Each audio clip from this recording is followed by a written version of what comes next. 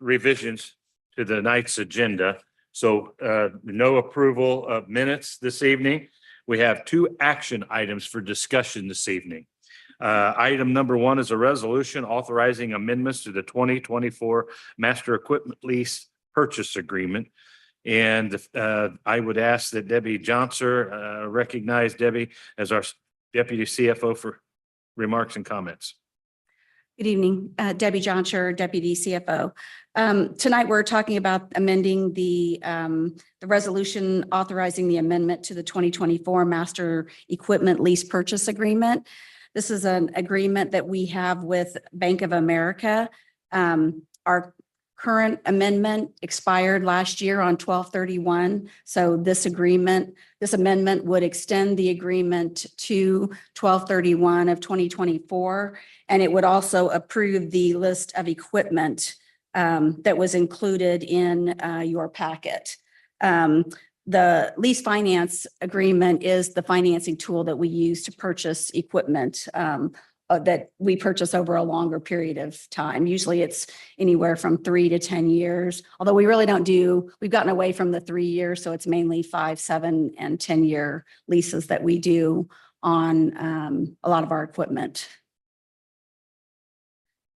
As I said, all the items that are included here that were included in the Annex 1 is the list of all the equipment. It was all approved in the budget as lease financed equipment. We have equipment that was ordered in 2023 that has not, due to supply chains, has not been received yet. We don't do the financing until we receive and pay for the equipment. So we have items from 2023 that are carrying over, as well as new items that were approved in the budget for 2024. We've also listed out on that sheet the interest rates that and these are just estimates. The final rates would be set when we do the actual lease schedules later in the year, once the equipment has been purchased. And so with that, we're asking for approval of the master lease agreement. Committee, any questions? Commissioner Lopez? Just a quick question about, I was going through the equipment, also breaking it down, and it looks like we're buying trucks from Rush Truck for 175 a piece because they're at 5 times the money. And then our spreaders looks like they're 52,500 at 5 times the money as well. But I found some spreaders that are they're the manufacturer out of Ohio for 18,000 a piece. But so what I'm saying is if they haven't built our trucks yet, can we come back and say, hey, we can actually do this and not have to finance so much money? Yeah, the items that we put in here, we put in at the budgeted amounts. But that doesn't mean that they're going to pay that exact amount. Those are the estimates that we've received from the department. So they could get them for less, and we would only finance what the actual cost was. If we have had instances where departments have went to purchase something and they feel like they're getting a better deal with the vendor. So they may want to do the lease with the vendor. Those have to come back to the commission if they choose to go that route. If they're outside of the master lease agreement, but that can be done. But yeah, that would need to be done before. I don't know what the status of all the equipment is. I know there are a lot of supply chain issues where it's taking a lot longer to get our equipment. So they're trying to get their orders in as soon as they can. So is this something I bring up with Jeff Fisher or Fleet? Probably Fleet. I'm guessing these are probably put in by Fleet. Maybe I'll just do both and know. Yeah. Same page. Yeah. And we put them in here because they're budgeted. So we have the authority if they purchase them, but if they don't, we're not out anything if they didn't buy the spreaders. We're not out anything by not doing that. So they didn't ask for a deposit or anything? No. Okay, great. Any questions? Yes, I have a question. Wakes?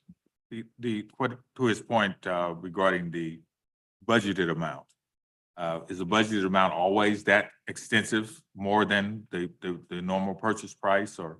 No, usually the budget amount is an amount I think they have gotten from the vendor. However, we set the budget, but this budget was set last September. So there could have been price adjustments. They may build in price adjustments into their estimate. But maybe when they go to purchase it this year, maybe they've got one that doesn't have to be ordered. Maybe there's one on site that might come in cheaper. I don't know. That could happen. It may not happen. So who negotiates the price? The department. Thank you very much. Or I guess it would be the fleet manager. If the department's working with fleet, then it would be the fleet manager that would negotiate that. Any other questions or comments? This is when new with legal, though, that would also have to follow our normal procurement processes too. So if it's above a threshold amount, it has to go out for a bidding process as well. Thank you. I had one question, Ms. Johnson, in visiting today, animal services is something a lot of us get contacts about. I understand we have 5 employees, but only 3 vehicles. And I know not all 5 are going to be in 3 vehicles, but we're budgeted for 8, but we only have 3 vehicles. Has there been a request for any type of lease agreement or procurement for animal control vehicles? I'm not seeing anything through what was in the budget for lease finance. Thank you. I appreciate that. That was brought to my attention this morning in a meeting. I just wanted to find out. I'll ask if there's no more questions, I'll ask the clerk if there are any hands raised by the public who wish to speak. No hands are raised at this time. Thank you. Anybody present who would care to speak to this item? Let the record show no one stepped forward. Thank you. I would now entertain a motion for approval. Townsend second. We have a motion second. Clerk, please call roll. Roll call. Wakes. Aye. Lopez. Aye. Burns. Aye. Stites. Aye. Townsend. Aye. Burrows. Aye. Motion carries. Thank you, committee. Our second item is a resolution. It's the approval of resolution adopting the Second Amendment to the Development Agreement for the Village West Apartments 3 to extend deadlines. And I see that I was supposed to recognize Jeff Conway, but I see we have Wendy Green here this evening. So Wendy, will you give us an overview in reference to the amendment? Actually, the developer for this matter has a representative here and he will be giving an overview. Okay, and would you give your name, please? Yes, sir. Owen Hake with North Point Development, and our team wanted to just provide a brief presentation. One, just to highlight some of the challenges that we've seen so far within the construction process, but then also highlight the progress that has been made as well, despite some of those challenges. And I think if we flip to the next slide, that highlights it and starts this fairly well. I've got the remote. Okay, thank you. So this is a recent visual that was taken of our project, taken in the air from the northeast corner. And as you can see, all asphalt paving is down throughout the perimeter of site. Each buildings 1 through 4, if you work your way around counterclockwise around the site, that is how the buildings are numbered, are topped out, fully framed, and recently all received TPO roof membrane as well. In addition to that, we also have siding that is going up, as you can see, kind of on this nearest side of the buildings as well. So progress that has gone on thus far, despite some of those challenges that I'll hit on here in a moment. The next item that I wanted to mention in regards to progress are the public improvements that are affiliated with our development agreement. The first of which is the picture to the right, which is the widening of Parallel Parkway and includes 2 added left turn lanes. One of which is for eastbound traffic to turn left on North 114th Street. And the second of which is for westbound traffic to turn left into and be our future main entry to the apartment community. Again, this has been driven on since early 2023 and is currently being used by the public right now.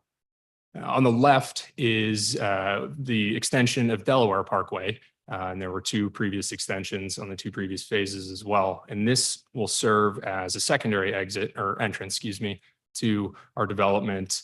Both of these, I'd like to mention, in our development agreement, there was a deadline of July 1st, 2023. As I mentioned, both are substantially complete and Parallel Parkway is turned over and being used by the public right now. And the last and the basis of our request today and for the completion extension are challenges that we've seen notably with electrical infrastructure and getting power to our site. Discussions with BPU began in March of 2022. That's when initial load applications were forwarded and also when we began discussing with their design team. Shortly after, the discussion was that in the summer of 2023 is when the site would be energized. All transformers, primary cable would be routed to our private site. After some challenges with sourcing that I know that they underwent after using a different vendor as well. And like I mentioned, with primary cable sourcing challenges as well. Final transformers were not brought to our site until early in the first week of March of 2024, which marks 24 months after initial load applications were forwarded to their design team. This had a variety of impacts, notably on schedule, but not being able to have enough power for our construction staff inhibited progress, notably on framing and the large volume of tools needed for our large buildings, and 4 of them in this case.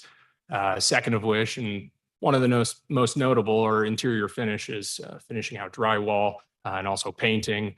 Especially during winter months, if we don't have the ability to heat the inside of our buildings, it's a challenge to have those dry. So that progress was halted. And then also, like I mentioned, equipment startup on being able to condition the inside of our buildings.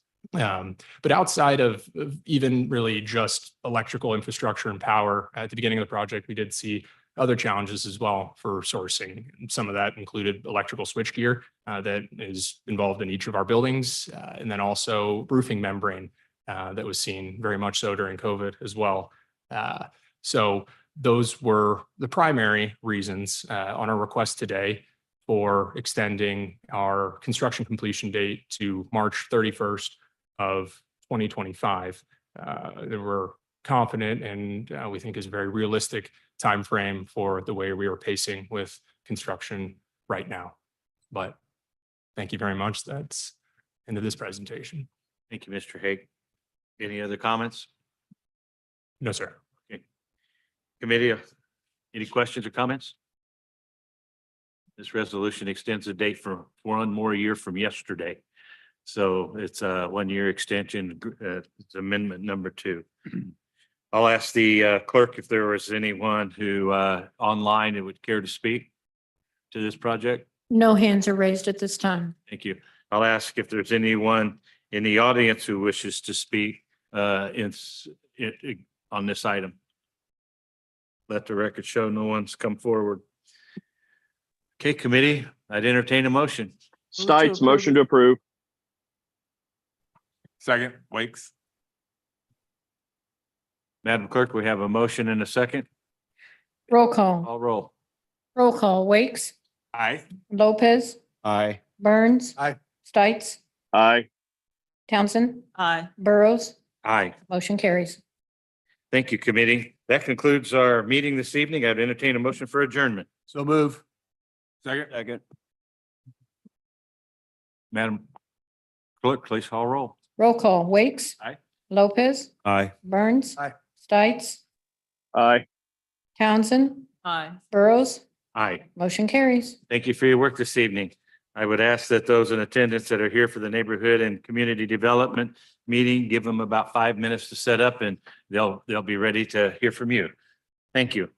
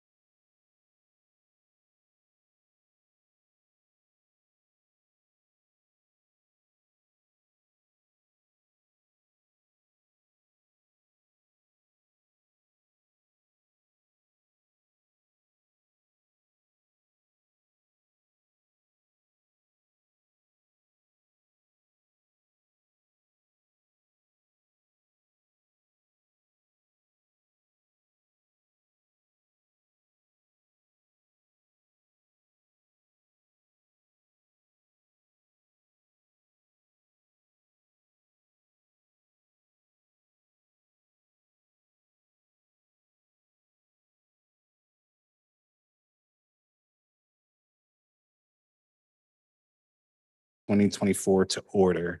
Clerk, can we have the roll? Roll call. Hill. Commissioner Hill. You'll need to unmute.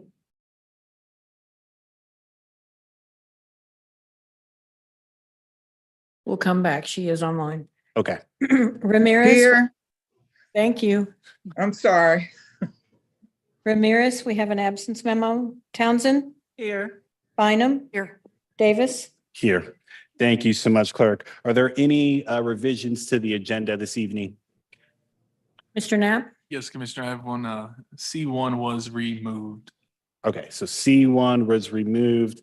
Just for the public's education and committee, in case you are unaware, C1 is the 5628 Walcott Drive application. Mr. Knapp, is that correct? Yes, Commissioner. Okay, so beyond that, do we have any other changes to the agenda? No other changes. Okay, our first order of business is approval of the minutes from February 6, 2023. Is there a motion for approval or any comments? So moved. Is there a second? Townsend second. Awesome. Clerk, can we get the roll? Roll call. Hill. Aye. Ramirez, or I'm sorry. Townsend. Aye. Bynum. Aye. Davis. Aye. Motion carries. Thank you so much. For the land bank application process, I'll hand it over to Mr. Knapp.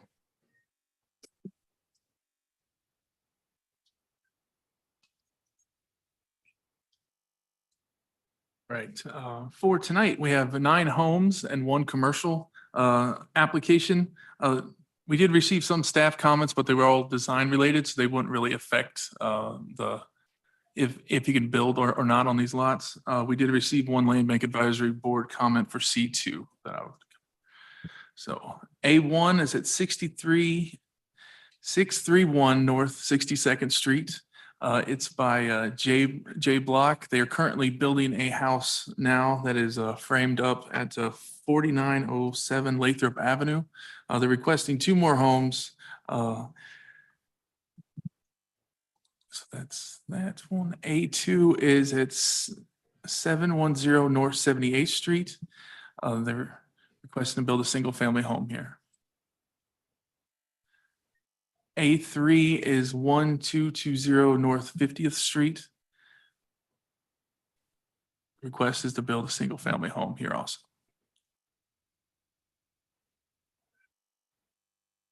A4 is at 3904 Douglas Avenue. They're going to build a single family home here. This is a bigger lot, but there is no sewer in this area, so this one makes sense.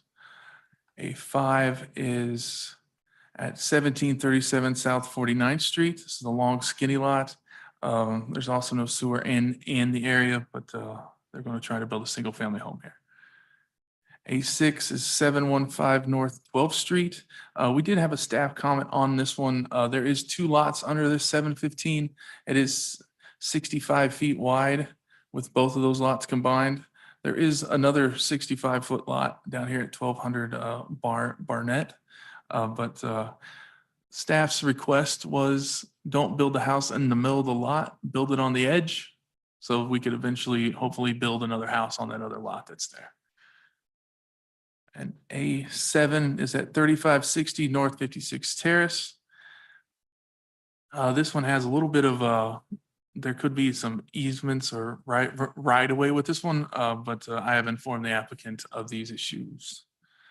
And then the last one is at A8. It's at 1702 Stinson Avenue. The plat and basically a surveyor needs to come in and clean all these lines up because there's a lot of, and they might come back for 1700 depending on what that cleanup looks like. But their plan is to build 1 house here.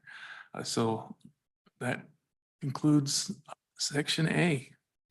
Thank you, Mr. Knapp. I'm not sure if other committee members have the same thing, but on our list of applications, we do not have A8 1702 Stinson Avenue. I don't know if that's the case for other folks. Do y'all have that?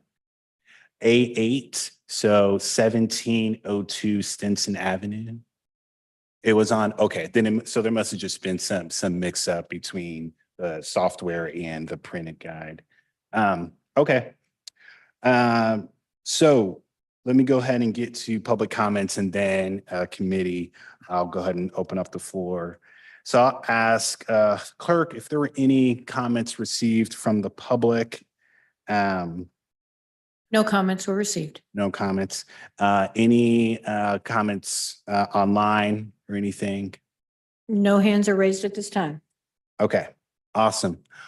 For the folks that are here, is there anyone that would like to speak regarding these applications? Awesome. I will take that silence as a no. Okay, that saves me a breath. Awesome. With that, committee, go ahead, Commissioner Bynum. Yes. Thank you. Mr. Knapp, I have a couple questions on several of these. You had indicated there's no sewer. The one that's on, sorry, I'm struggling to scroll. So A7 on North 56 Terrace, I'm working backwards a little bit. Do we know, I would be of a mind to believe there's no sewer in that area. I'm just guessing because it's north of Leavenworth Road, so I don't know that. But did you mention whether that one had access to sewer or not? I don't think I did, but there is no sewer in that area. We have a sewer map. We have a sewer layer Thank you. on here. So I think then that was 3 total, where you said there's no sewer. Yes. Well, I guess what I'd like to see, like in that one, there's no sewer in the neighborhood, so I'm assuming they would be building with septic. Yes, that is great. That's the only way they could go. And the applicant does know of that. On the other 2 that there's no sewer, are those neighborhoods without sewer, or are those situations where we would require sewer hookup? If I remember right, I believe the rule is if a sewer is within 400 feet, they have to hook it up. And there's no sewer in any of those neighborhoods that I Okay, presented. okay, That's one of the checks we do with our staff meeting. okay. Thank you. That's it. Commissioner Townsend. Thank you, Mr. Chair, and thank you, Commissioner Bynum. You addressed a couple of questions I had about the no sewer situation. So that leaves me with a question just about 715 North 12th.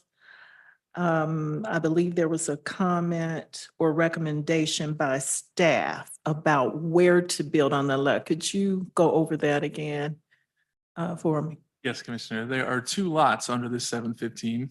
Mhm. Can't see them. They're joined together. The staff's recommendation was to build on like close to the edge of the lot. So they don't build on that lot line that's not there right now. That's in the middle of the lot. So they can eventually maybe sell that lot to build a home on. Later, not.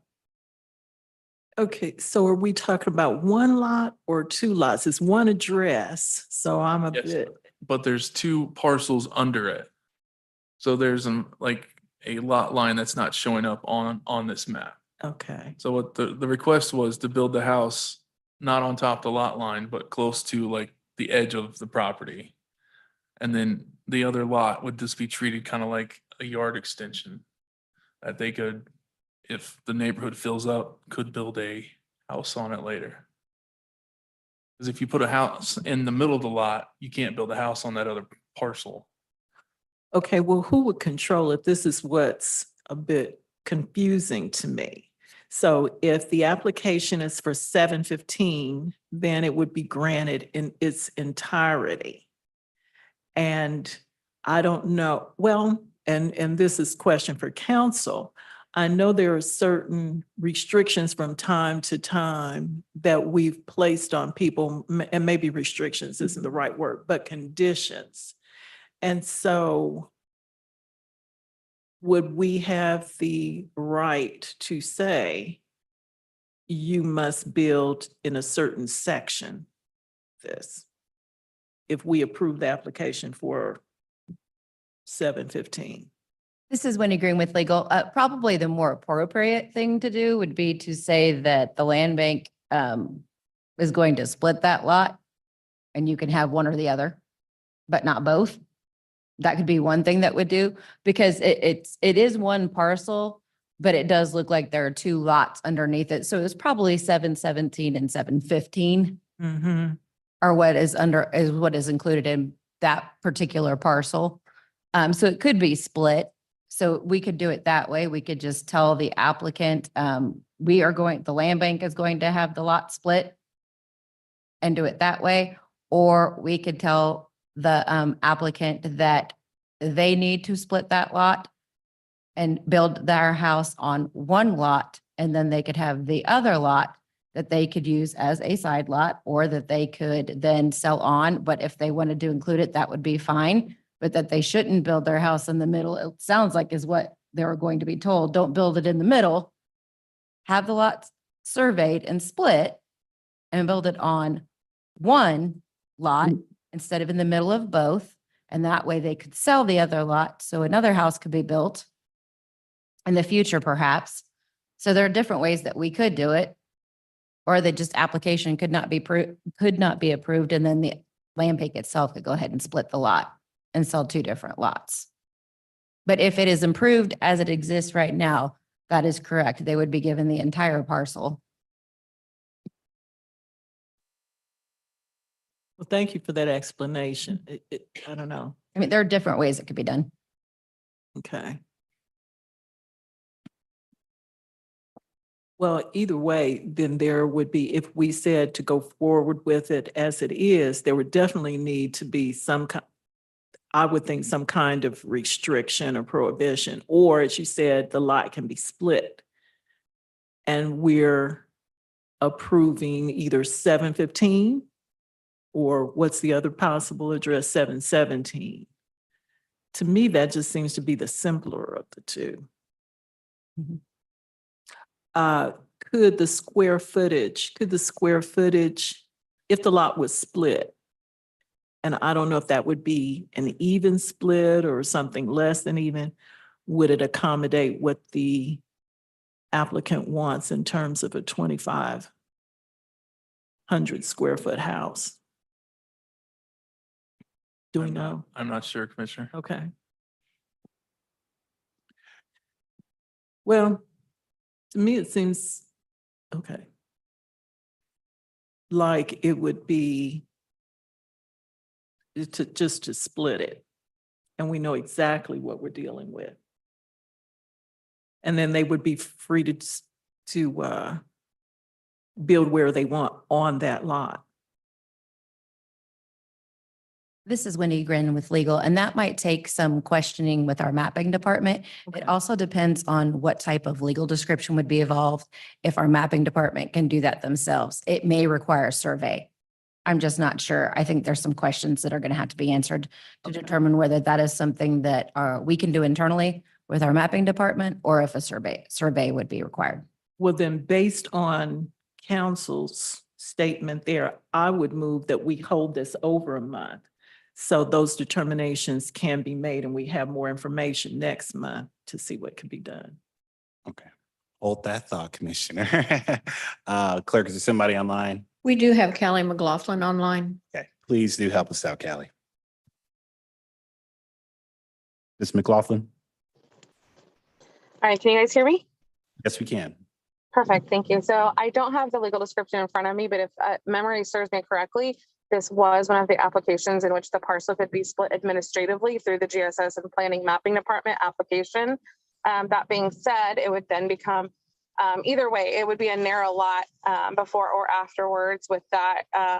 And then we would be able to, do things like reduce the setbacks and so on and so forth to accommodate that smaller parcel size.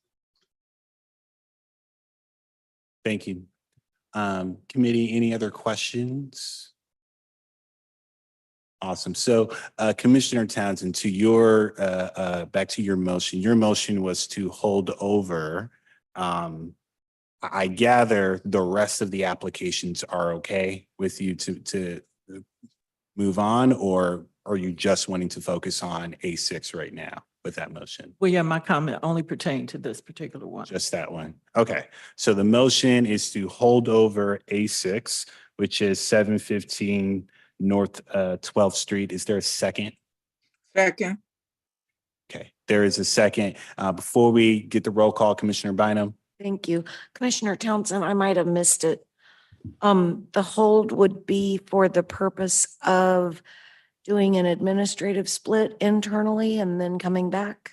Well, either an administrative split or to evaluate what was just said by, who was that online? Callie? Ms. McLaughlin? Yeah, Ms. McLaughlin. Either way, we come back and know what we're dealing with. I don't think we know what we're dealing with right here.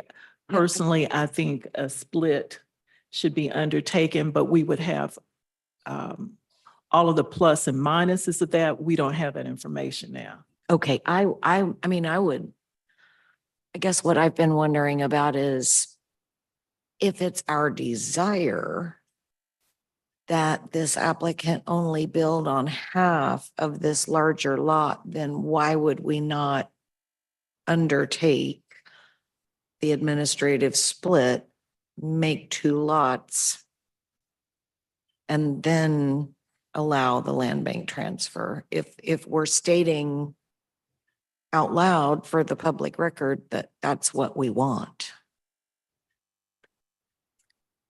Ms. McLaughlin has her hand up again. Okay, yes, Ms. McLaughlin. Once we go back and check the legal description, if it is able to be administratively split, we could ask them which one they want. If they want the north or their south parcel, and then they could redo the application for just that individual parcel.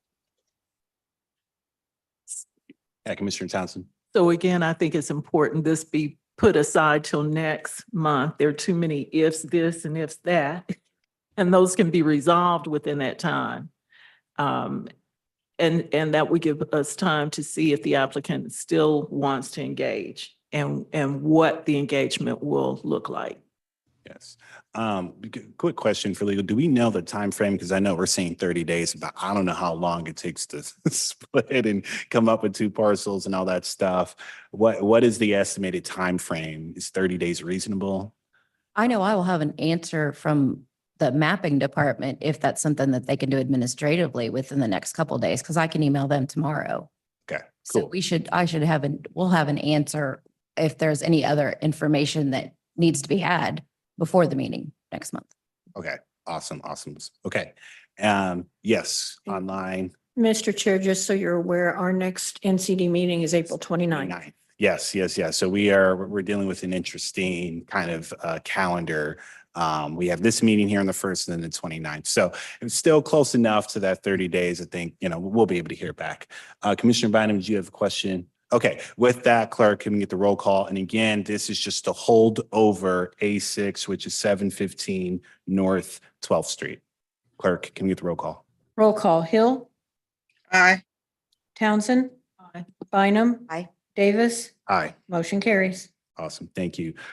So committee, we have the rest of the applications, which for our knowledge would be A1 through A5, and then A7 and A8. Are there any questions regarding those applications? Find a motion to approve those items. Townsend, second. Awesome. Thank you so much. And just for the record, just to clarify, this is from A1 to A5 and then A7 to A8. Just wanted to make sure we're all on the same page. All right, clerk, can we get the roll call? Roll call, Hill. Aye. Townsend. Aye. Bynum. Aye. Davis. Aye. Motion carries. Awesome.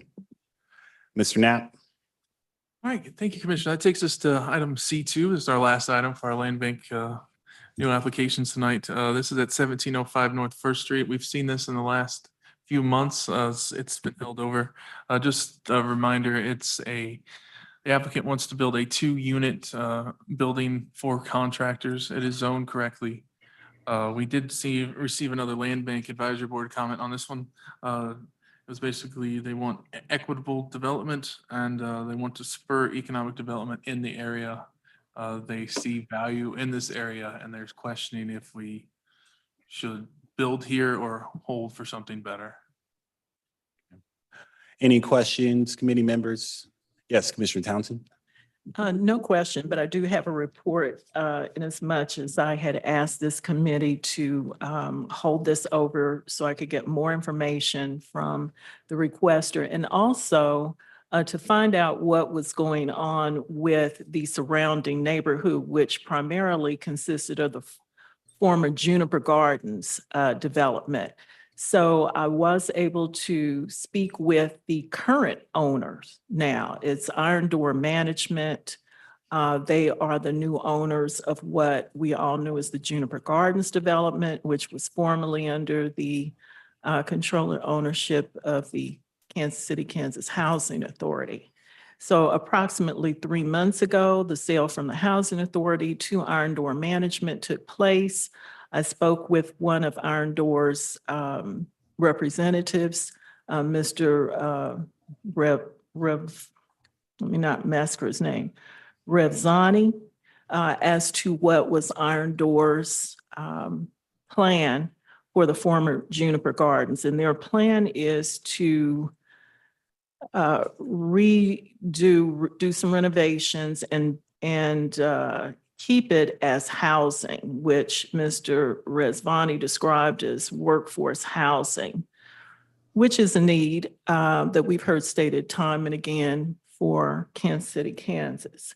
So now knowing that it is a residential plan that the new owners have in mind, I did contact the applicant, Miss Amelia Harshfield, explain that to her, and she agreed with my concern that the plan that she had for development there, which was not residential, was not really going to be compatible with that neighborhood. However, she was most interested in looking at what the needs would be to support residential environment there in the former Juniper Garden. So we'll have further details, further conversations about that. And I am going to make sure that she engages with Fairfax Industrial to see if there's any other already built facilities that may help her, or land if she wants to pursue that. So I appreciate that. And this committee's holding over so we could have this vote on the application with knowledge of what the current plan for that housing unit that we knew as Juniper Gardens is. So with that, I would move to deny this application for the reasons stated. Thank you so much, Commissioner. There is a motion to deny. Any other questions or comments or anything? All right. Is there a second to deny this application? Bynum, second. Awesome. Clerk, can we have the roll? We do have a hand raised online. Oh, okay. A hand raised from staff, from Commissioner Hill, or from? Carol King. Oh, okay. Yes, we'll go ahead and hear that comment. Was a mistake on my part, and I'm very sorry. That is all right. That is all right. I wasn't sure if you were connected with the applicant, so wanted to give opportunity. With that, committee, we are voting on there's a motion made by Commissioner Townsend and a second by Commissioner Bynum to deny C2 1705 North First Street. Clerk, can we have the roll? Roll call. Hill. Aye. Townsend. Aye. Bynum. Aye. Davis. Aye. Motion carries. Awesome. Thank you so much. Committee, that wraps up at least the land bank applications portion. We are going to transition to the policy discussion and ensure that we are able to do that in proper fashion. So if there's staff or other folks that need to make, oh boy, All right, I'll move faster. If there's staff or other folks that needs to make transition up here, we'll go ahead and do that. Okay, so just wanted to provide some background information for the public and for committee members. So this conversation regarding revamping and revitalizing the land bank policy has been in place for about a year and a half now. And that consists of public engagement as well as the subcommittee that has met publicly.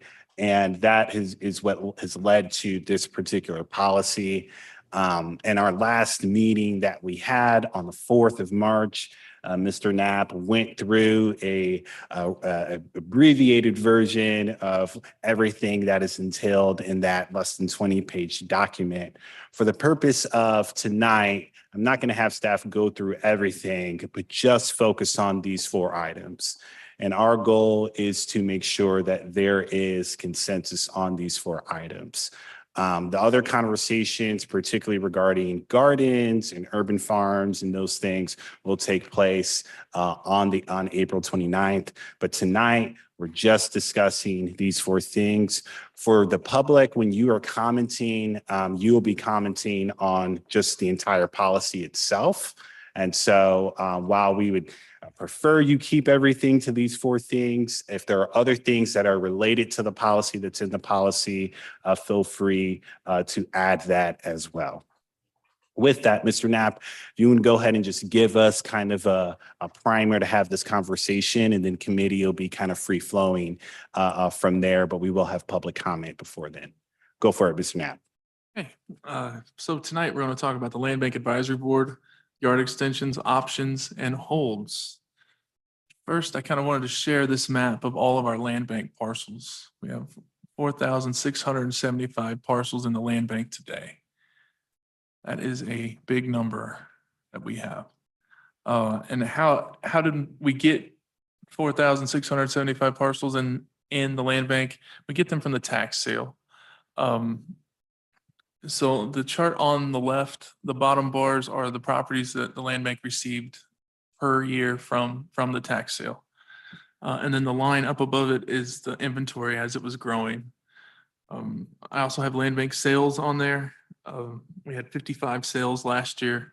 I have to say that I took over in 2020 at that dip in sales, but that was also a policy change year where we instituted you have to build on the lot to get it. So for the Land Bank Advisory Board, the Land Bank Advisory Board is its membership is a representative from each neighborhood business organization, MBRs. They make up 8. And then we have 2 representatives from livable neighborhoods for a total of 10. I got the current members listed there. The Land Bank Advisory Board, I present to them, I show them the projects that are coming up, and they have time to comment on it. The idea was that they can advise the commissioners on their thoughts, and then I provide that in my presentation when I present to you. This map is the number of land bank lots per MBR. Groundworks has 3,000 of them. This is a policy change that we had because there's comments at the bottom that said the Northeast is underrepresented in the current Land Bank Advisory Board makeup. So with the new policy, we added one more position for the MBR that has the most land bank lots in it. All right, so the next one is the participation that we receive from the Land Bank Advisory Board. I do have to start. We provide several different ways for them to participate. We have a virtual meeting that I send out meeting invites. We have online surveys that they could just answer it without even talking to me. They email me and they call me. I made this chart last year of the board's participation. I kind of singled it out there. So there's multiple people interacting in multiple ways. When I first started, it was the virtual meeting or the meeting was the only way that the Land Bank Advisory Board really saw what was coming. So they had higher participation in that meeting. But now we have online surveys, emails, and they could see the same application that we just seen in our last item. They could see those, so they stopped coming to that virtual meeting. The next one, Mr. Knapp, yes, well, yeah, go ahead and ask your questions. Sorry, I do not want to delay this, but I'm looking at the proposed membership of the advisory board, but what's the makeup of the advisory board right now?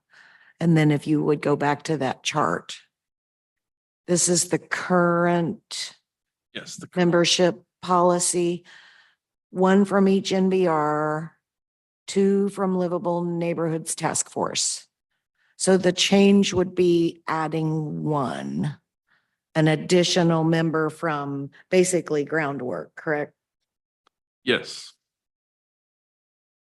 Okay, And Commissioner, just to be clear, the language says the NBR that is nearest, right, the largest naming amount the most, yeah. parcels for the land bank. Okay, so, and then if we could look at that chart and tell me what the chart is showing us. oh, this chart just shows you the meeting date, like the standing committee date. And then it's like who attended the virtual meeting. We had 3 people, who filled out an online survey, who communicated me through email, and who called me by the phone. So it's just going through each of the different ways that we provide that people can communicate with the land bank and just put it on the chart. So for example, the April meeting of 2023, out of 10, 3 participated in the meeting and 1 additional communicated through the online survey. I see email and phone are Carol and Elnora, who were present on the meeting. That is correct. Okay, so then March of 23, you had 3 out of 10 attend the meeting and 4 out of 10 communicate by email. Okay, just trying to get a notion of the participation. I'm good, thanks. Mr. Knapp, proceed. I do have to say that they all see the application, like they see the same application that we do. So my participation did fall because we created that application that now they could just click a button and see it. They didn't have to wait to come to a virtual meeting to see it.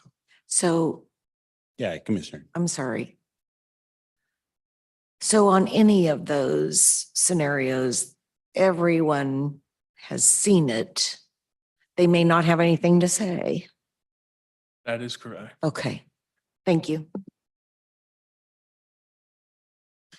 So the next slide, there was also a question about notifications on how much we notify. So I kind of did like a chart of what I do every month. So applications, submissions, we do a month. We open them from they're usually open for 1 month. That's when applicants can submit. But after we hit May 2nd, I shut off the submissions until the next month. And then I send applications to the Land Bank Advisory Board on the next Tuesday. So it gives me a week to make that application. The next one, the submit item to the clerk at 5:10 is a new change since I made this slide. But that's because we've increased the time that I have to submit to the clerk. But it's every Tuesday and I have a staff meeting. I have the Land Bank Advisory meeting. I submit the clerk. We have agenda review the meeting. Basically what I'm saying is the Land Bank Advisory Boards and the neighborhood groups get 51 days of notice of these upcoming applications. And that, Commissioner, that completes the Land Bank Advisory Board. Awesome. Thank you so much. Thank you so much. Thank you so much. Let's continue on. You can finish out your presentation, Mr. Knapp. For committee, you all hold on tight. We should be done here momentarily. And then we'll do public comment and then kind of get into the weeds of it. So yeah, briefly, Mr. Knapp, because I know you've gone over this, we can hit on the other ones. Okay, the next is yard extensions. Basically, the current policy is, it has to be an unbuildable lot for the land bank to sell it to you.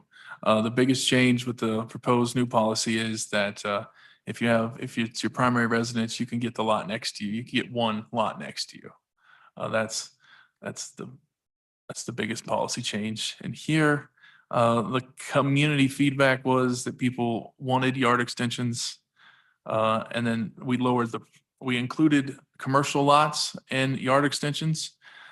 And pricing, we reduced the price from the appraised value to 10 cents per square foot. That makes over half of these lots under $500. And that puts us right in line with the other research that I was doing on other land banks.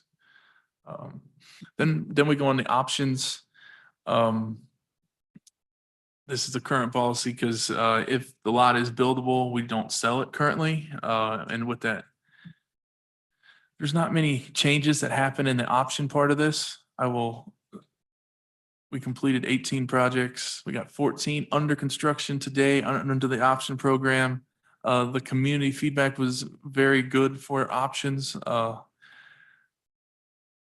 then the big changes weren't really that big for options. They basically just helped me run the land bank better. The start date for their option agreement is the day of our full commission meeting. They have 45 days after that to sign or I cancel it.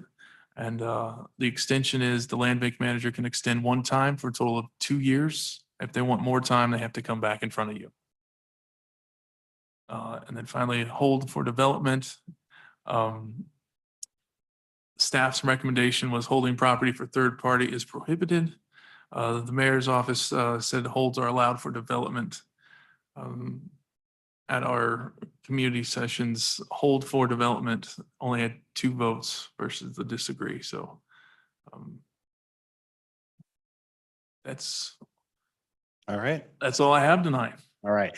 And I do just want to know for the public's education, again, on the March 4th meeting, there was a far more in-depth, longer presentation that was made. This is kind of revisiting that. That's why I had asked for Mr. Knapp to go a little bit quicker. I want to get to public comment and then kind of allow for a conversation. And again, my goal is before we are done and hopefully before any crazy things happen outside, we have some consensus on these really important items. So we'll see how that goes. With that, I will now recognize members of the public to address the committee. Comments should be limited to the item at hand and per the commission rules of procedure. They should not include any rude or derogatory remarks, reflections as to integrity, abusive comments, and statements as to motives and personalities. I'll ask the clerk if were there any comments that were received prior to this meeting for this item? No comments were received. Are there any hands online from the public regarding this item? Yes, we have Miss Elnora Jefferson online. Awesome. Ms. Jefferson, you'll be given 3 minutes to make your comments. Please state your name and city of residence for the record. Thank you. Thank you, Commissioner Davis. Elnora Jefferson, Kansas City, Kansas. I would like to make a comment on the advisory board makeup. The advisory board makeup, some policies prior to this, before this, stated that there would be the applications would be brought forth to the staff advisory board and the regular advisory board. And the wording was such that it could be read that both of those bodies would meet together. And now in this policy and the policy from 2019, these 2 bodies do not meet together, they meet separately, so that the commission receives advice from the staff advisory board and then receives other types of advice downstream. As I read this and was looking at it, I'd like to ask the commission of the task force to review that requirement and consider combining those two bodies. The main reason for that is my experience has shown that it is always good to learn what is going on, to gain knowledge in this process. This process of development, this process of land bank management requires a lot of knowledge. And the knowledge that one gains from listening to the advice and recommendations and the reasons why the staff who makes its recommendations is invaluable to be able to use to evaluate further applications down the line. So that's the end of my comment. Thank you. Thank you, Ms. Jefferson. Clerk, are there any other comments online? No other hands are raised. Awesome. Moving to folks in the room, is there anybody that would wish to address yes, come on up. You will have 3 minutes. Please state your name and city of residence for the record. Oh, make sure the mic is on, ma'am, that's green. Carolyn Wyatt, Kansas City, Kansas, 359 True. I had talked to one of the ladies on the advisory board, and she was saying when they had those meetings, a lot of time they didn't have a quorum, but they went on with the process where they should not have. So I know you showed where sometimes you had 3 or whatever, but it really wasn't enough.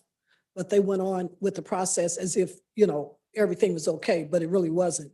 So I think that when they have those meetings, advisory board, that's why you have advisory board and you have the right number of people there so they can make the right vote on it. So if they're not doing that, you probably know they're not doing that. They probably need to do that a little better. Awesome. Thank you so much. Are there any others? Yes, please state your name and city of residence. You'll have 3 minutes. Is the mic on, ma'am? Make sure it's green. Yes, it should be green. Okay, There you go. thank you. Can you hear me now? Yes, we can. Okay, my name is Lisa Walker Yeager. I'm in Parkwood, Kansas City, Kansas. My concern is, I've talked to Judd a couple of times because I've spoken with several developers that we were trying to bring to Wyandotte County, as well as my daughter is a developer herself. So when I asked him what the process was, it was not given to us what the process was of how to basically purchase these lots, because I also wanted to know regarding it to purchase the lots and start building on them. What is it that was mandated? Like in certain towns, like in Missouri, if you're going to build on it, you got to come with your plans, you got to come with, certain things you have to come with. And I wanted to know exactly what was needed. Also, the group of people that you have that's representing the Northeast area and the Northeast district, I believe you should have some of the neighborhood presidents on there, because these lots are in our neighborhoods. And a lot of these neighborhoods need to be addressed then by 1 or 2 people that's attending a meeting of members. Because I know that we keep up certain lots in certain neighborhoods. And as a president, that is our job, to keep up and know what's going on in our neighborhood and to be able to address whatever is going on. So when he's making up a member, whoever he has or whoever they decide to have, please include the neighborhood presidents. I think that is very vital to everything. Okay, thank you. Yeah, thank you so much. Are there other comments anybody would like to make sitting in the gallery? Okay, I'm going to go ahead and close the public comment portion of the meeting. Legal, did you have something you wanted to add? Yes, if I could just address Ms. Wyatt's comment about the quorum. The advisory board isn't like a committee or a task force or normal board in that it requires a quorum for it to meet. There's no requirement for a quorum.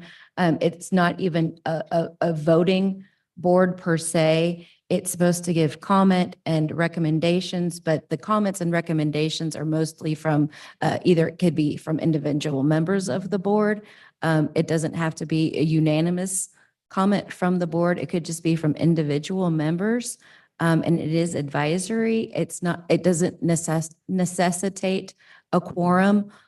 We don't have any individual ordinance that specifically speaks to the makeup of the advisory board that requires a quorum for it to meet. So if there's just 3 members that are online at the time or that are answering emails or calling into the meetings, that's okay. They can still discuss the business and they can still give recommendations.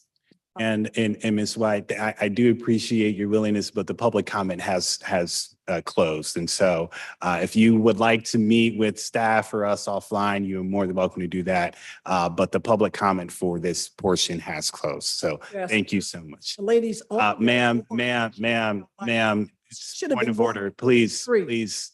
We are, Well, then, I appreciate, you can talk to us offline, but the public comment has closed for this.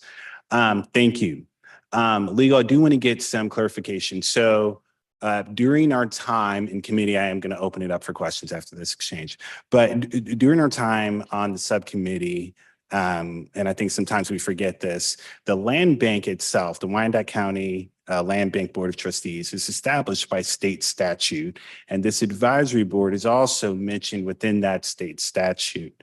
The guidance that you gave us, how does that interact with, or what is said within state statute regarding the responsibilities of the advisory board? That is correct. Actually, the land bank itself is a creature of statute. It would not exist if not for the fact that a statute created it and allowed us to have the land bank. The advisory board, the commission is the Land Bank Board of Trustees that is also delegated authority by statute, at which we have then created also by our ordinances.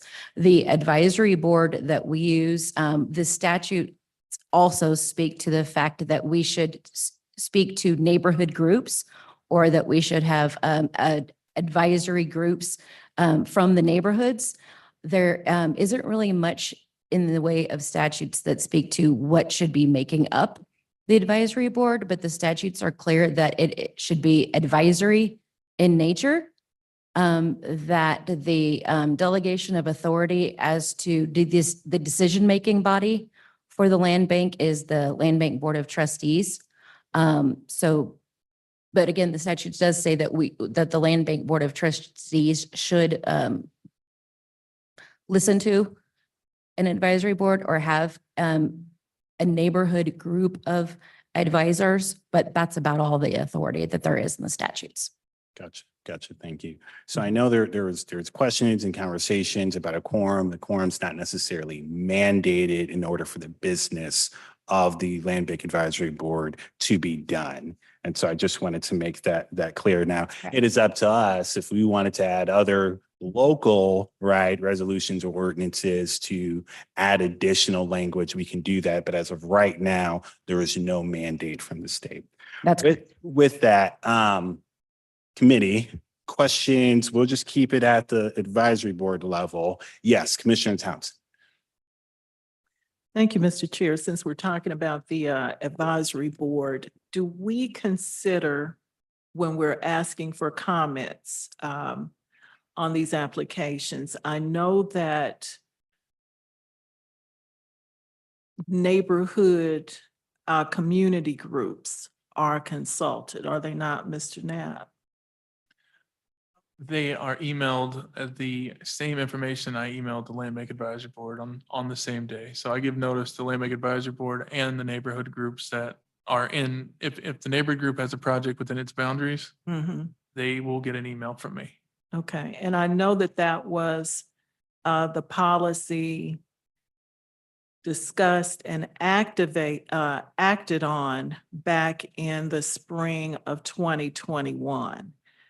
So I think what may be important is a check with the neighborhood groups that we have listed as to who to contact.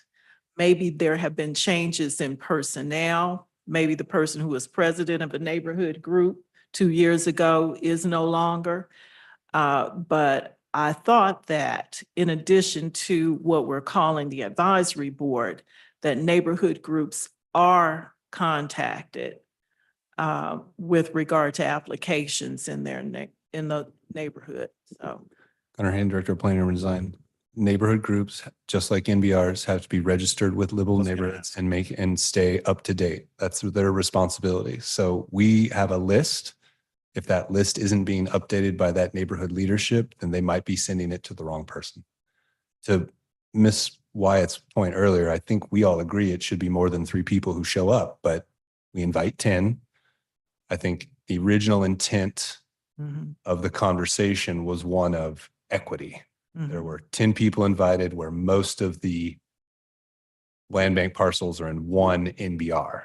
And so we tried to bring, the recommendation from staff was to bring a little bit of equity to that by having the one neighborhood group that has the most. And currently that's the Northeast, and in the foreseeable future, that's going to be the Northeast, but that could potentially shift as Commissioner Davis noted. I think the issue of that Ms. Walker brings up is an interesting one of, should that 11th seat be, who is invited to all of these, be someone from a specific neighborhood group within the area that has the largest, within the NBR that has the largest? That might be a tweak we could think about, but I think while the original intent again was about equity, I think that we are all looking for a way to get more engagement from the public in the land bank process. But this is not to be flippant, but if we invite 10 and only 3 show up, where's the other 7? Commissioner Townsend, just want to make sure you able to finish your thought. well, thank you for that information, Mr. Hand. So my recommendation to all of the neighborhood groups who may be listening in would be to contact who, Mr. Hand, should they contact Mr. It's Kayla Hauer with Livable Neighborhoods. Livable Neighborhoods, and make sure the information is up to date so that when Mr. Knapp does have the need to send out, that we are sending these out to the proper people in the neighborhood groups. Because I do know that when we do this each month, Mr. Knapp knows, Mr. Hen knows, we will ask, have they been sent to the neighborhood group? But it is the neighborhood group's responsibility to make sure we have the correct information on hand. Thank you. It's the same list, Gunnar Hand, Director of Planning and Design. It's the same list that we then use for noticing all land use entitlements cases as well.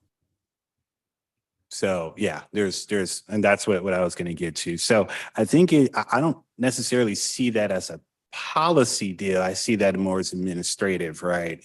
For staff and for the land bank manager, for you, Mr. Knapp, to work with Ms. Howard and others in livable neighborhoods and just make sure the contact information is there. But we have a lot of neighborhoods. We have a lot of neighborhood leaders, right? There are some areas that have different groups all within very similar boundaries. And so there is that onus on those folks to say, if you're not getting the information, you need to let us know because we may not have updated information.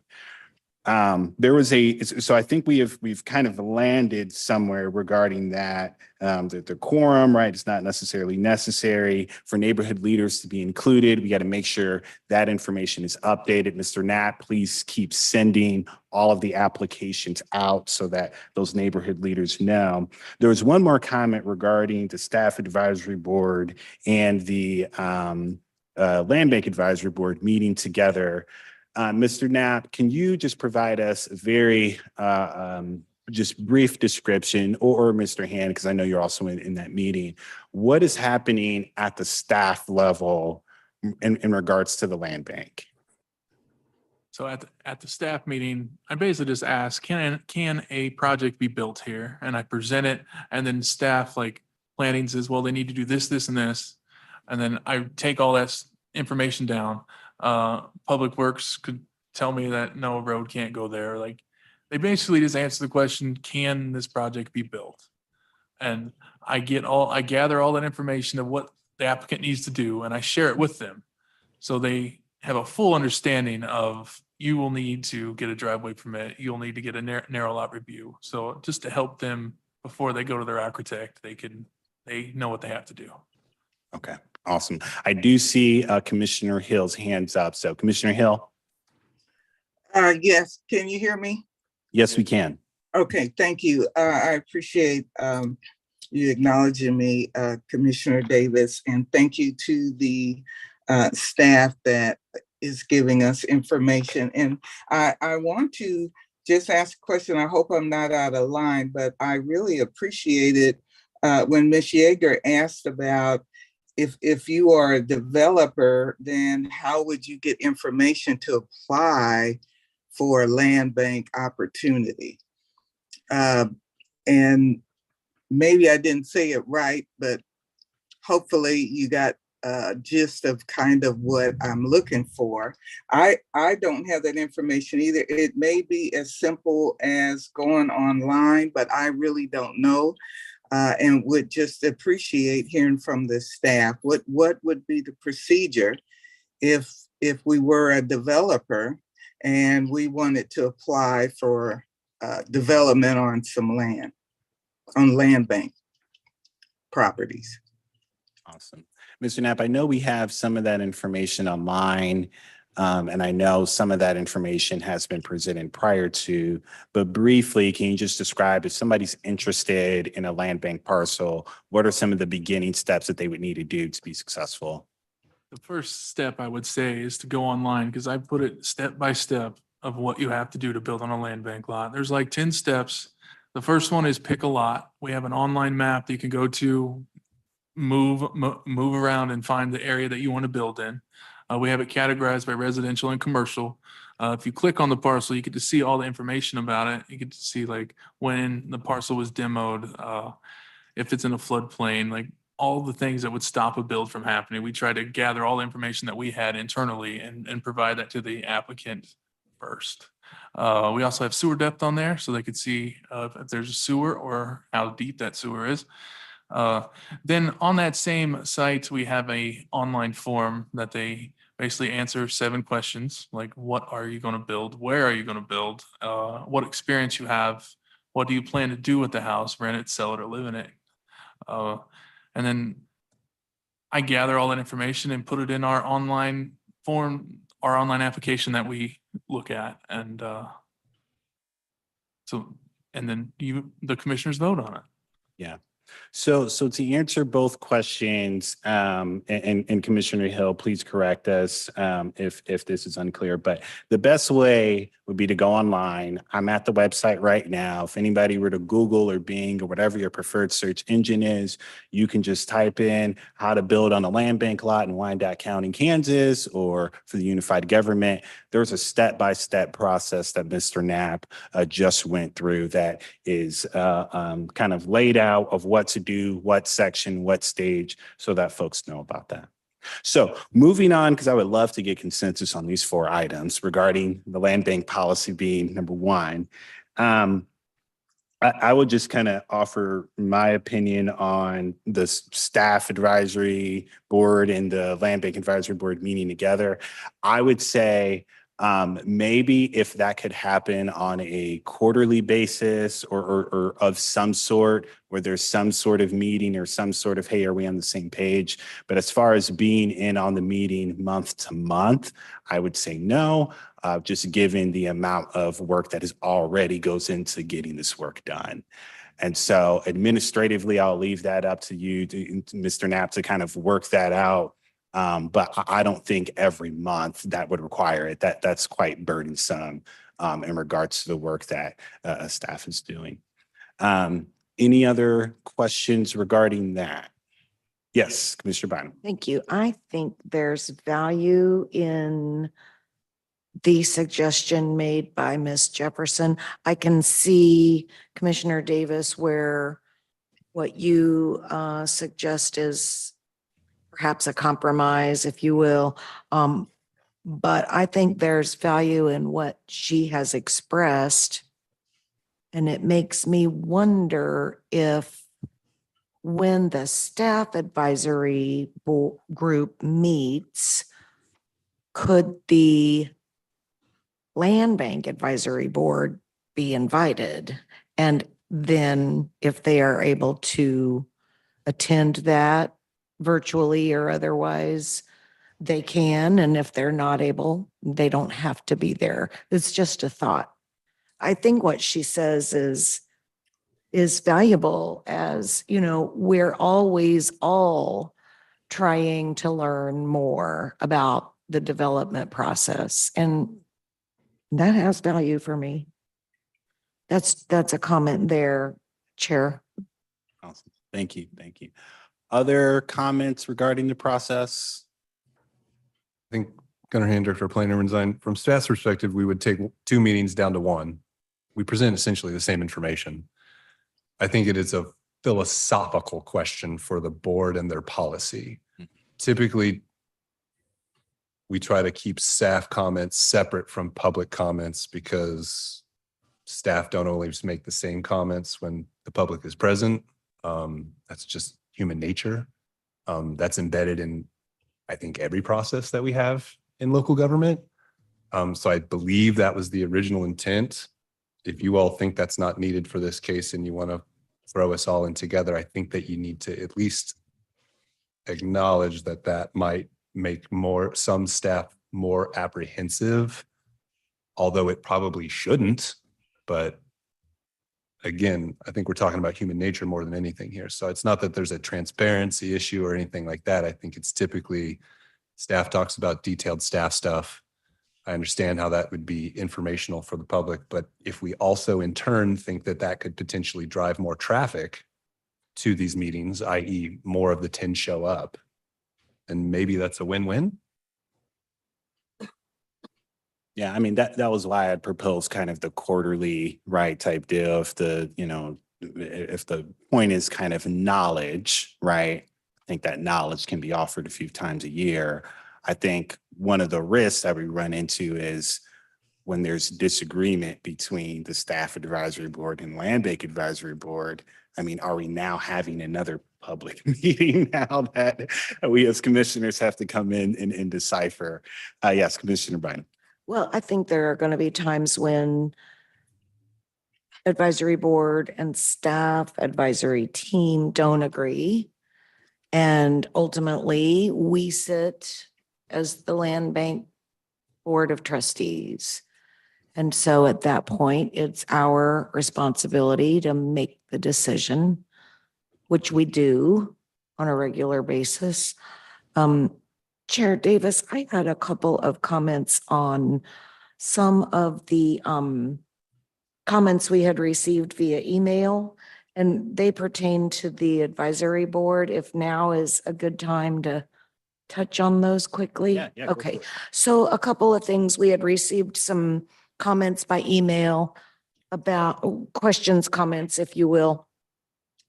One of which was a question, I think. It said, we are not clear who the task force is for livable neighborhoods. Just for clarity, Livable Neighborhoods Task Force predates Livable Neighborhoods as a unified government department. Livable Neighborhoods Task Force is a nonprofit 501c3 organization, and it was originally created prior to even unification of the government.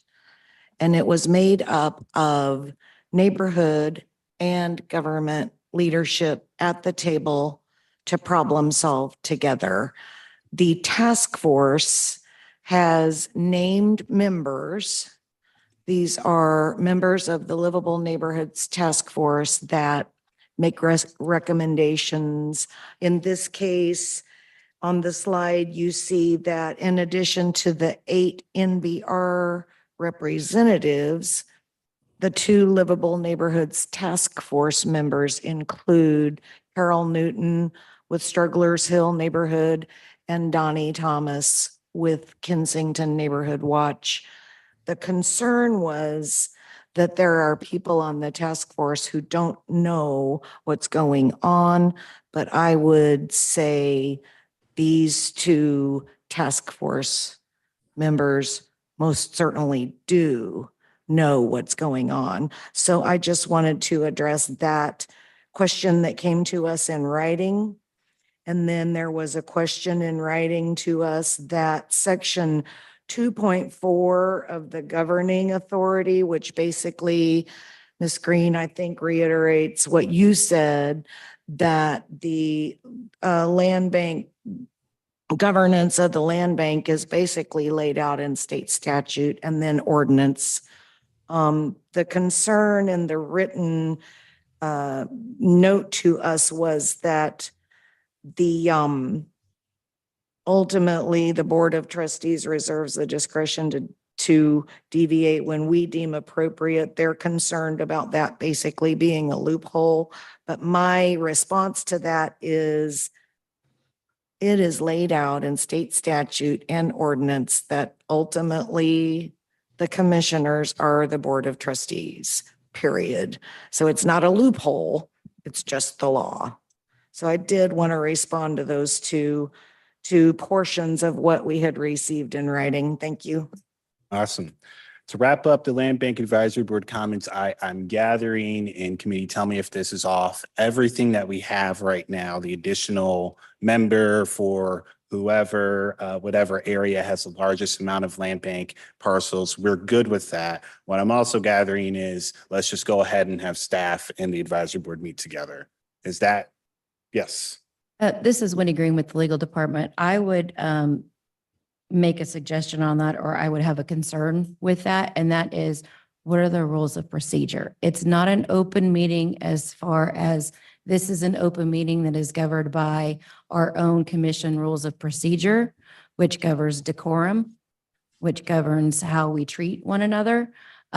It's not the same type of a meeting as a commission meeting, which has rules of procedure, or some of our task forces or meetings that are governed by our or boards that are governed by our ordinances, which we state out in our ordinances what rules of procedure they follow.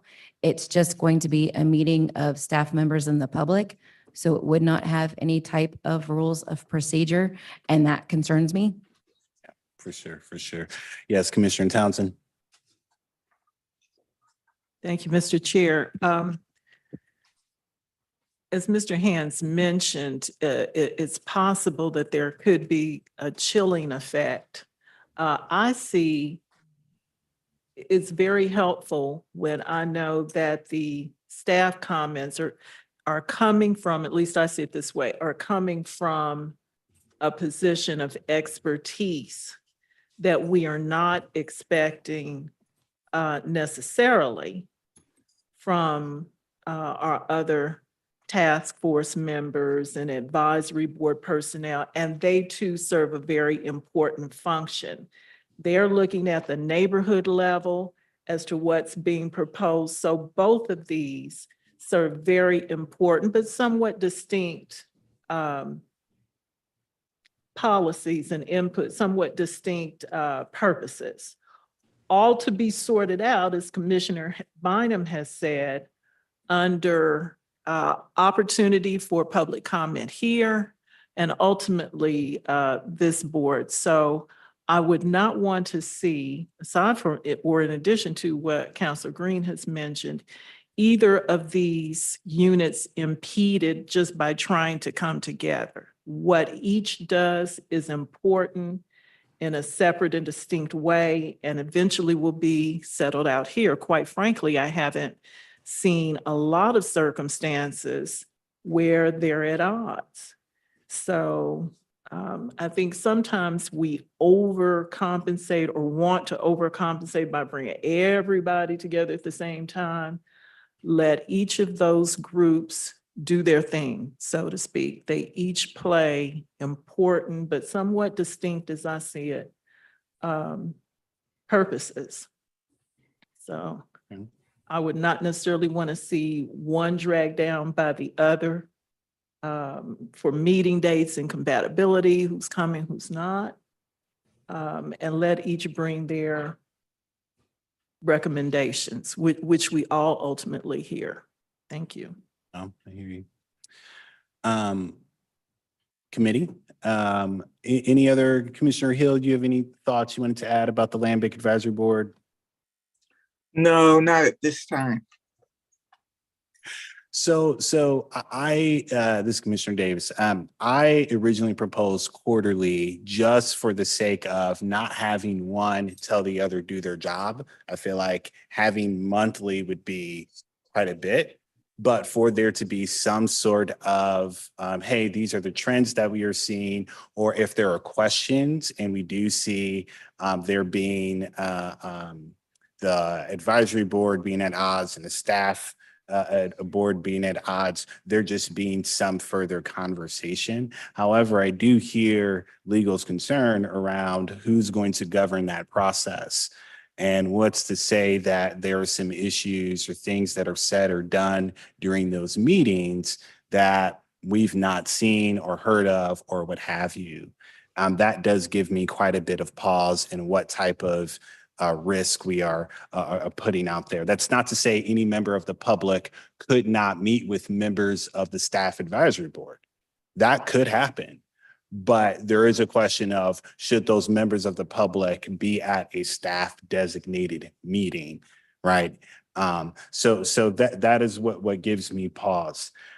So that we can find some consensus. Commissioner Bynum, how does this, because I was back and forth, and then now I'm really with Commissioner Townsend on this one. Well, how does that land with you? And just kind of, if any member of the public wanted to meet with members of the staff advisory board, they could, but to keep those two meetings separate. I can understand that, and I especially appreciate Ms. Green's concern. I guess the only thing I would say is, yes, Chair Davis, to what you are saying, with the potential that down the road we might have the opportunity to have some sort of official name, like the mayor's task forces that are all advertised, noticed, and open to the public, in which case we would have a structure available for decorum and protocol and things like that. I mean, to me, that could be something on the table for later, maybe not adopted into policy right this minute, but certainly worthy of looking into a little bit deeper. I do appreciate Commissioner Townsend's comments as well as yours. I just think maybe that's a parking lot item that could be developed. Thanks. Awesome. Okay, I will take that comment as we will move forward with what the subcommittee has recommended, and some of those other later conversations we can have. Okay, yard extensions. Bear with me, y'all.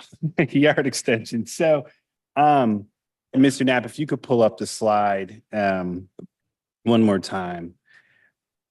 The recommendation that was given by the subcommittee for yard extensions was that they would be allowed, and they would be allowed regardless of whether or not that parcel is quote unquote developable or buildable or not. I know there are various opinions and ideas regarding this, and so I wanted to open up the floor for conversation regarding this. And keep in mind, you would have to live next to that lot. And we have not been as successful and have not seen the results that we would like when it comes to getting developers to build single family homes. While all that is taking place and while we are hoping, we are dealing with a lack of resources to adequately take care of some of these lots. If you all recall, in our last meeting, we actually had a community member that came forward and was very, very earnest in wanting to acquire these lots because she'd been taking care of them and knows others that have been taking care of lots that are owned by the unified government that are in the land bank. And so I'm saying all that to set up this conversation so that we understand what the pros and cons are with a restrictive or a less restrictive policy. The last thing I'll say is code enforcement is code enforcement. We can try codifying it as much as we want, but that is a separate conversation for how much staff we have and what their capacity is, as opposed to what individual issues are brought to our attention. With that, are there comments, ideas regarding this particular proposal for yard extensions? Yes, Commissioner Townsend. Just point of clarity, if you can go back to that slide. Yeah, okay, so it says current policy. Is this what is being proposed as well, or was there some change? The changes with the unbuildable lot. It's with what? Is we are removing the unbuildable lot and these requirements. If you live next to the lot, you are eligible for a yard extension. Whether it's buildable or not? That is correct. Okay. Well, since I'm on the mic, I'll just say whatever. Land is a finite asset. We've all heard how important it is for this community to build, to improve our tax base and hopefully take down the amount of taxes that we're paying. These are all intertwined concerns. I think we have been on the right track saying that if a lot is buildable, that is not eligible for a yard extension. And I still hold to that. And I know what the downside is. The other side is that means it's still in the land bank. That means that the unified government is still responsible for its upkeep. And I know I'll get calls if something is missed about it. However, I still think it's very valuable that if the lot is buildable, that should not be basically given away as an asset for something that may not require the building of a house. It is so important. We've heard this time and time again at open meeting about taxes. And the answer is that we need more homes built, just as we've heard earlier tonight in these land bank option applications. So those are my comments on it. If it's unbuildable, that's another thing. But if it's buildable, that's what it should be reserved for, in my opinion. Thank you, Commissioner. Yes, Commissioner Bynum. I do appreciate that sentiment. But my thought is it's already going to be adjacent to the house where you live. And it might be a buildable lot. And to me, that's an opportunity for that homeowner, assuming that someday down the road, someone comes along that wants that for some buildable reason. That is an opportunity for that homeowner to acquire perhaps even a small amount of profit. And I think that should also be a part of the philosophy, if you will, of this land bank. So I'll just leave it there. I think it should be an opportunity for a homeowner to also enjoy a profit from owning land.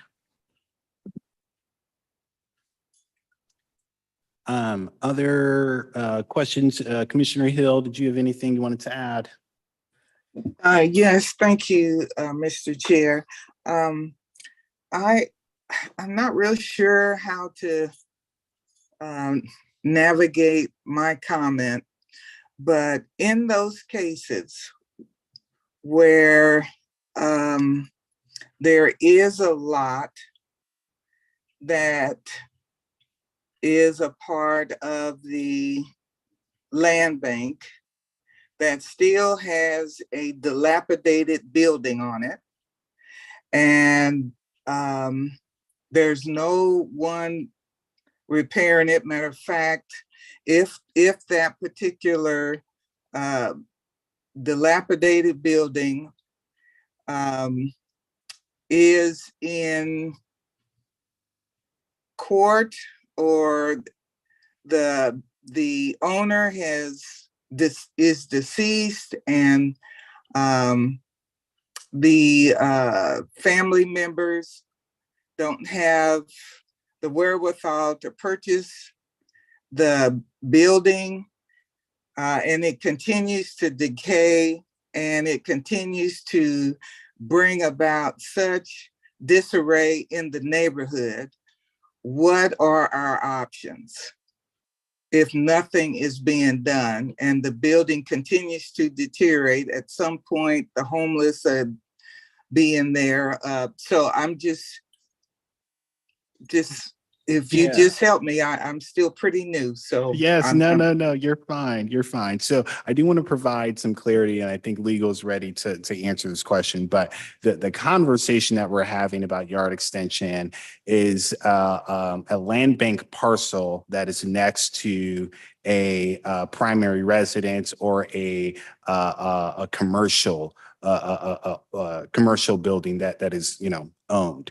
And so in your situation, what you are referencing is different. We're not necessarily talking about a land bank. You're talking about something that's privately owned that has fallen into disrepair. And that would be a question of code enforcement and are you up to date on your property taxes? But legal, if you want to provide any other clarity regarding that question, please do.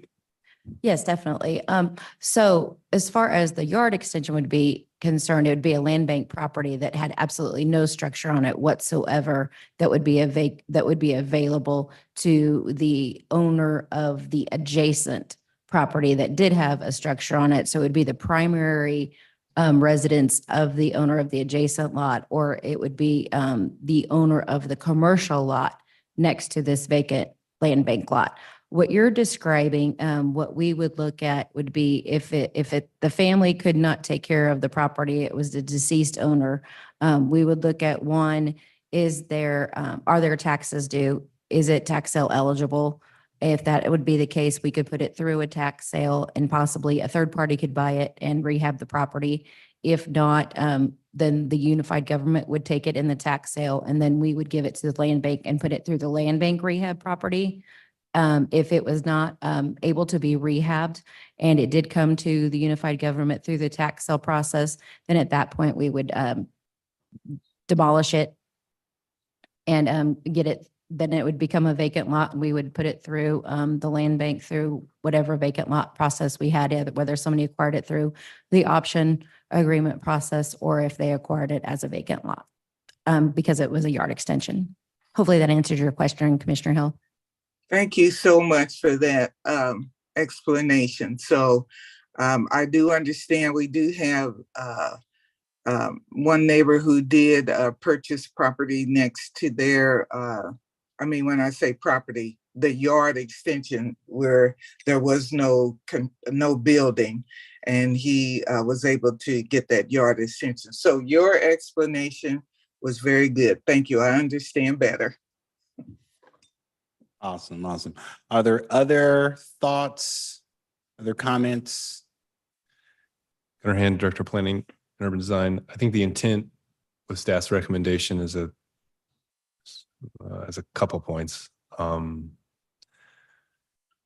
saw at the beginning of the presentation, we have 4,600-ish, over 4,000 land bank parcels, 4,600. That's more than we had last year. We are taking in more land bank than we are putting out. We are not moving the needle. And that the intent of allowing side yard setbacks is to not prevent future development. Those parcels aren't going anywhere. That lot is still there. It's still vacant. It could be developed in the future. But as of right now, it costs the UG money we don't have from maintenance, from not collecting taxes, although it would be very small amount of taxes collected. That's still a net positive versus a net negative, as well as all the enforcement issues that these all bring to us. So we have community members who are actively maintaining these properties for us. They should be rewarded for that. And that by transferring that property back to private hands, back to our community members, people who own land in the UG, we are effectively wealth generating for next generations. And one day, when that lot next to your house is filled with buildings down your street, you then have something very valuable that could be transferred to your kin, generations to come. And it's a wealth generation building tool, in our opinion. I think the other kind of small point that I would put on it is the way the policy works now, regardless of how this conversation goes, needs to be corrected in one way, shape, or form, because the policy requires you to build something when you get on that. So we have very often someone who wants a lot next to them. They are required to build, let's say, a garage on that lot because we have to build something on that parcel we give them. Well, then they just put themselves in a zoning infraction because they already have a garage, a detached garage in their house, and you can't have two accessory structures. So we are basically making them to acquire the land that they, quite frankly, are already maintaining. Not only do they have to build a garage to replace the garage they already have, they have to then tear down that other garage, which is probably fine and good. And we're causing a cost that is, quite frankly, unnecessary. So if we go one direction or not, we have to at least fix that. And I'll also add, there is a desire within our community to own these lots, and it's 4,600 parcels. I think, Mr. Knapp, tell me if this is incorrect, but there was a number during our time in the subcommittee where I think there was like maybe a few hundred applications for a yard extension. I remember seeing like 700 applications or something like that. Do you have an idea of just how many people have inquired about just wanting to own the land next to them because the UG is not able to take care of it? It's the majority of the calls we receive is wanting that lot next to them. So I understand the desire for development and I get it, but with 4,600, it becomes very, very hard to deny community that access. Are there, yes, ACA Cobbins. Good evening, Bridget Cobbins, Assistant County Administrator. Just to give some historical context, at one time I was the land bank manager back around 2002. And I think that over the years, it's been ebbs and flows as to what the goal of the land bank is. We've had several mayors and administrators and commissioners that had different desires as to how they wanted the land bank to look. Back in 2000, the drive was, we just wanted to get back on the tax roll. So that body in the mayor at that time didn't care about it possibly being built upon. It was just, we needed to get it back into the hands of the citizens that live adjacent to those properties. 4 years later, another mayor came in, different concept and a different strategy. We need to focus on building. Then 4 years later, another body come in with a different context and a different vision for how they want the land bank to lay out. So I think that over the years, there's just been a lot of different perspectives as to what should the land bank be used for. But there are many conversations in which there are citizens that are maintaining properties that are adjacent to them that the UG never has to maintain. So does that mean that that individual should be required to build if they just wanted to have it without snakes or rodents or a dumping ground in their neighborhoods? So I think the bigger question is, what goal do we want the land bank to play in our community or in our county. And so, like I said, it's been changing over the years because you have different butts and seats and different perspectives. So you can have an argument for both sides. You can say we need to focus exclusively on development. You can say we can work exclusively on yard expansion or for gardens or for whatever the case may be. But ultimately, if we want these to get back on the tax roll, as a body, I think we should really be more considerate of what will be the purpose and the intent of the property once we get it out of the land bank. Because as Gunnar alluded to, we're going to continue to get properties in the land bank. That's not going to change. And at the trajectory that we're going now, we're not seeing that many moving out of the land bank. And so every month when you hold a property or an application to advance, that's another month of someone living next beside this property that's not being maintained, and another opportunity where someone will say, well, I just give up. I don't even want to deal with the government because they're making it too restrictive for me to own a piece of property and to create generational wealth for my family. So I think that those are some of the things that we may need to consider going forward, that it may not just be a cookie cutter program for all, but we do need to have some flexibility and give the discretion to the land bank manager to make those calls if something should become before the body for consideration for yard expansion, for development, for a garden, for a community project, for a nonprofit, whatever the case may be. But I think the land bank manager really has to have that autonomy to know that there are some situations that it's not going to be just a straight yard expansion or a straight developable lot. Thank you for that wisdom, ACA Cobbins. Other thoughts, committee? Yes, Commissioner Townsend.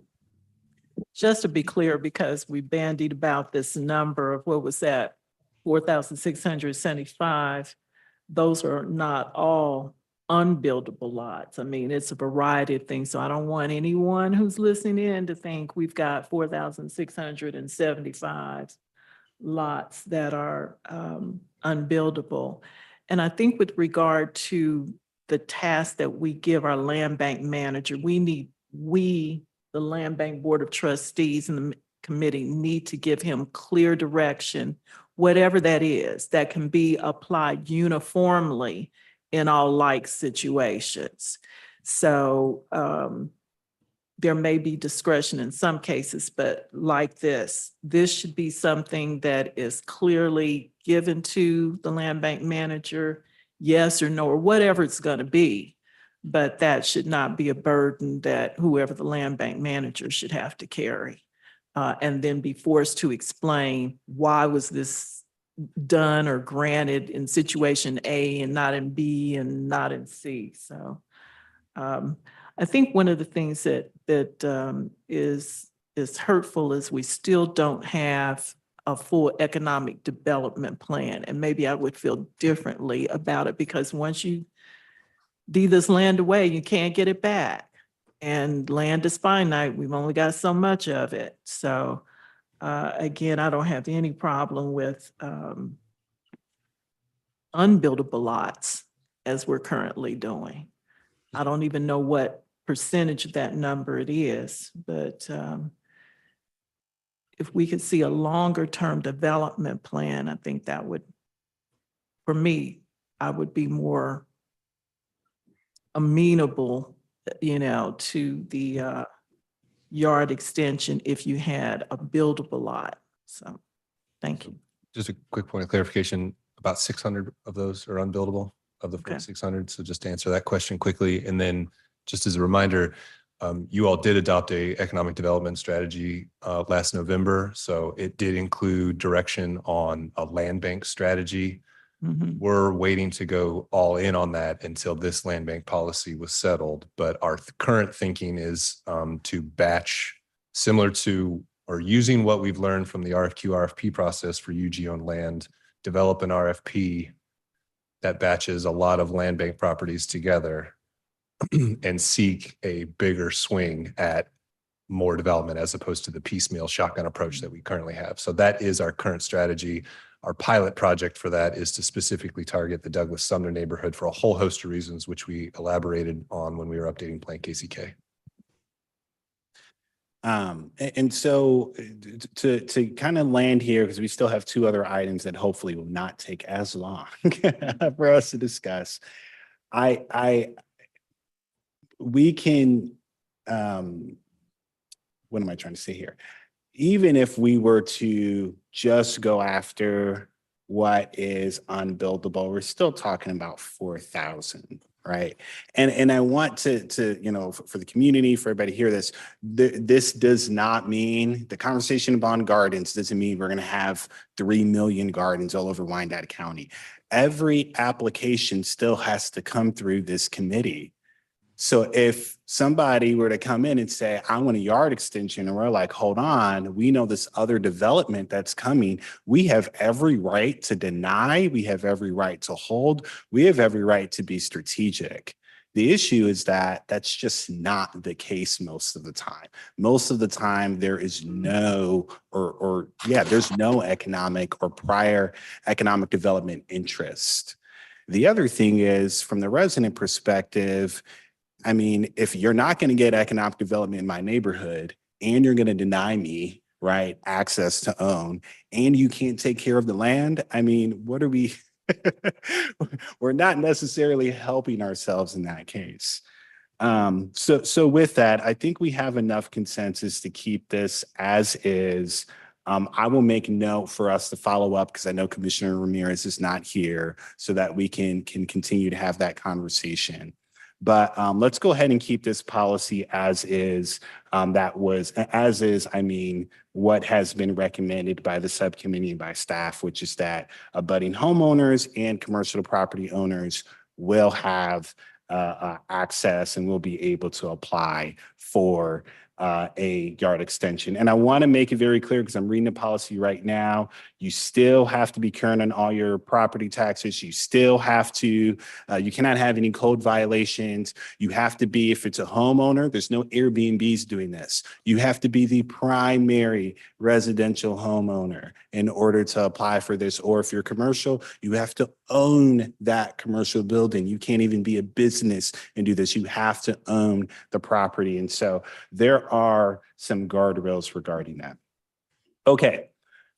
We are headed to the last two, which is options and holds. And these two are very, they kind of work one for the other, but let's do options first. Mr. Knapp, can you just give a very, very brief synopsis? Because I know we've kind of had a lot of other conversations, or just what the current policy is and then proposed policy, and then we'll open this up for discussion. The current policy is that the option program is to give builders an opportunity to build on land bank lots without actually owning it. And we as a city can retain ownership until the last possible second after they receive financing and their building permit. And then we transfer the property. We do the best we can to ensure that the build will happen. So the option changes that we have is the start date starts at the full commission vote date. They have 45 days to sign it, or I'll cancel them. And then the extension is the land bank manager can extend one time for a total of 2 years, and the third year would require to come back in front of the Board of Trustees to approve that extension. Yes, Commissioner Townsend. Are you ready for? Yeah, go for it. Okay. As proposed, I agree with the proposed as shown. I can recollect some very specific situations where options have been granted, more the commercial nature. And the agreement wasn't signed for a year and a half or something. So I agree with these. The only question I had about the language that's up there is in extension 8.1C, that first bullet point, the land bank manager can extend agreement once if progress is made. Give me an idea what you mean by progress is being made. They have a surveyor, they've hired an architect, they are still wanting to build on that lot. They are basically spending money on the project. That's okay, easily definable criteria. Okay, thank you. Commissioner Bynum. Just a technical issue from the written comments that we received by email. Section 8, option agreements, 8.1A says applicant must be a qualified applicant, which has the same requirements as in section 8.3. But 8.3 is missing. There is no 8.3. And it might just be something that inadvertently got dropped. So I'm just noting it as a technical issue. Yeah, the community is on it, y'all. So they. I'm just telling you what they found, but Yes. there's no section 8.3. So we're going to want to find that. It should be 7.3. But we're in section 8. Mm-hmm. So it's just a typo. Well, if you look at the copy that was given to you all last month, 8.1A, the applicant must be a qualified applicant, which has the same requirements as in section 7.3. So this is a typo. It should say 8.1A should read, the applicant must be a qualified applicant, which has the same requirements as in section 7.3. Correct? Correct. Okay, easy enough. Thank you. But 7.3 is a qualified rehabber, just to make sure we're all on the same page. Right. Yep. The Yeah, qualified applicant has the same requirements as a qualified rehab. that's Thank you very much. awesome. Yeah, I was Perfect. just about to bring that up. Okay, awesome. Any other questions? Commissioner Hill, you have any questions regarding options? No, not at this time. Thank you. Okay, so we will go ahead and keep the options, which is great. Mr. Knapp, for the holds, take us home. The holds, the staff's recommendation was holding a property for a third party is prohibited. And we have the view that they could just do an option agreement to hold that for a year. And with the mayor's office, that holds are allowed for developments. Awesome. Other questions?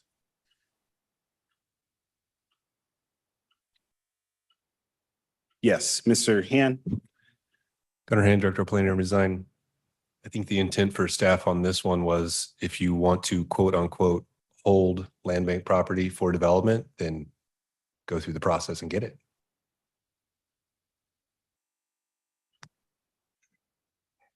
And just so you all are aware, this is Commissioner Davis. The reason why this is being recommended as opposed to our current policy is there has to be some sort of, we need some sort of mandated either reporting or mandated accountability process in which someone is saying, hey, yes, I was awarded a land bank parcel or 5 land bank parcels a year and a half ago. Here's what I have done since you've given me those parcels, right? Whereas the current policy is it's a hold, and we may or may not hear from some of those folks, or at the very least, we've not codified in our policy that they come back or that they're accountable to the manager and say, here's what I have done. And so if you shouldn't have anything to hide. If we gave you a land bank parcel last year, you should be able to tell us what you have done or what's going on with that project. Or if you're having issues with your finance and your capital, you should tell us that, right? What should not happen is, and this is just Commissioner Davis speaking, we give you the land bank application, we award it, and we don't hear from you for two and a half years. That is what the spirit in which we are trying to do this. And I know for larger developments, there would be that question of what does that mean as we put out RFPs? Same deal for ED&F. If you need more time, if you have a development agreement, you need more time, we'll give you more time, but show us that there's been progress on the application. That's the spirit of this. So with that, committee, any questions regarding just hold, no hold, what that means and all that stuff? And again, granted, the option would be maximum for 3 years before we would even hear from you. Yes, Commissioner Townsend. Thank you. Just more understanding about what this means. Holding property for a third party is prohibited. So you have a developer who comes and says, I have a plan for this area. are we saying with this proposed change that we would send them the option agreement route? What are we really saying here? I'm not clear. Go ahead, Director of Planning and Design. That is correct. Staff's recommendation is, the most recent example would be the Mount Carmel development. So Land Bank Board of Trustees gave them a blanket hold, no requirements. We would say that if Mount Carmel had come to us and this policy was updated to say what it is proposed, that they would have gone to the land bank, gotten options on all the properties they wanted, and then gone through the process. And if all the other recommendations that were just discussed in terms of options were approved, they could have had a 1-year option extended by the land bank manager. And then if that development continued into 3 years and hadn't made any progress, then it would come back to the Land Bank Board of Trustees, at which point you would have accountability to what progress was made, and quite frankly, could make any decision about how you wanted to give them more time or not, or ask for something else, or get some sort of report back as such. But a blanket hold would not be staff's recommendation.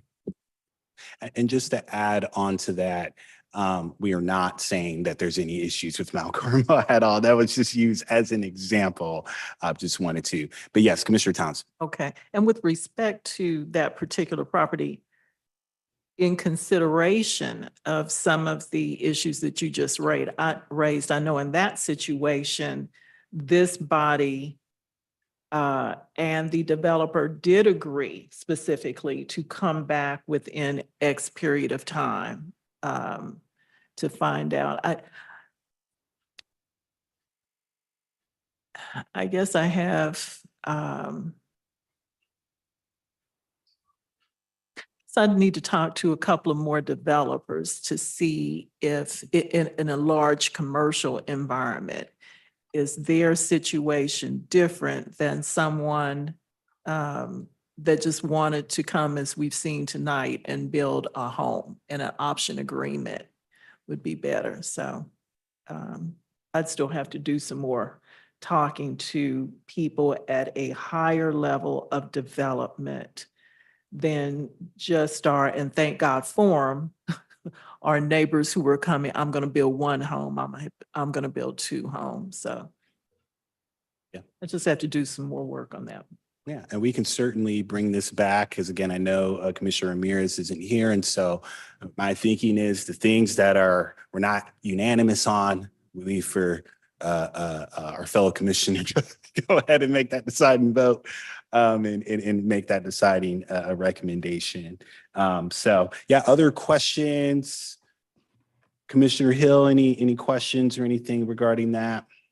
No, I really appreciated Commissioner Townsend question just to get clarity. So that helped me a lot. Thank you. Okay, awesome. Well, we are wrapping up. I appreciate everyone and their patience. Just want to give you kind of an idea of what's coming next. So we have our next meeting Monday, April 29th. Okay, great. April 29th in this building at whatever time ED&F ends. It is during that time that we will discuss gardens and/or urban farms, and then we will also discuss the issues that we didn't really land on, particularly yard extensions and holds. And so those would be kind of that's the direction that we are headed. If you all as committee members have ideas, or even for the community, on things that we need to look at, whether it's from an ordinance or resolution perspective, whatever, anything that's pertinent to this committee, I have an open door policy. I have a good relationship with all of you. So please do not hesitate to let me know. The last thing I'll say, we do not have a meeting in the month of May. It is my goal to get us one meeting in the month of May if we can. I know some commissioners say no. It is my goal if we can get a meeting in the month of May. If not, we'll wait until June. But I do want to put this to rest because we have some other things that we would need to consider. And so you will get an email about your availability. Your availability should already be made available with our staff and all that stuff. But I just wanted to let folks know this will come to an end. We will send this to our colleagues for the full commission. With that, Clerk, can we get a roll? Well, actually, is there a motion to adjourn? I'm so moved. David second. Awesome. Clerk, can we get a roll call? Roll call, Hill, Aye. Townsend, Aye. Bynum, Aye. Davis, Aye. motion carries. All right. Thank you all so much. Get home safe.